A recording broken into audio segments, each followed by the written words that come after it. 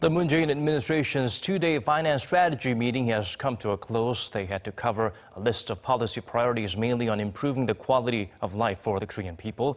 And there was a hint of forthcoming tax hike. Moon Connyoung shares with us what was discussed.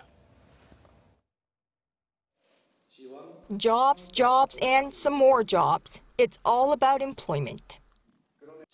President Moon Jae-in said the fundamental solution to reversing the low birth rate is by creating more jobs for the youth and solving the unemployment problem, adding the current situation calls for nationwide efforts.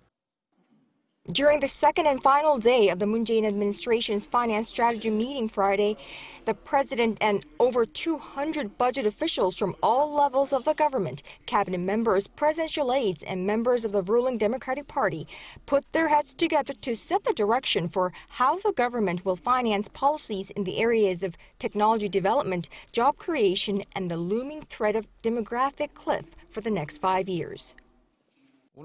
Also discussed in today's meeting was innovative growth based on a strong research and development platform. In order to achieve such growth, the administration decided to shift the basic R&D support strategy from the current government-initiated funding scheme to one that is more researcher-initiated and researcher-oriented.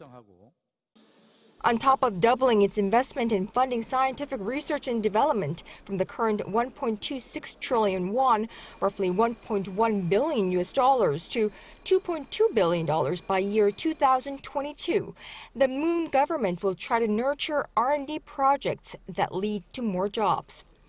Also in the limelight was the need to boost support for female employees who often face the challenge of returning to work after taking maternity leaves.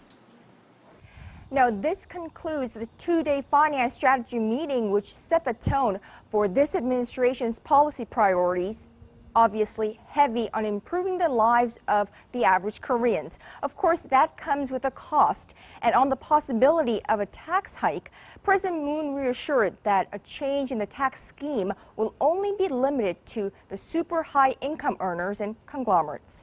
Reporting from the presidential Blue House, Moon Connyoung, Arirang News.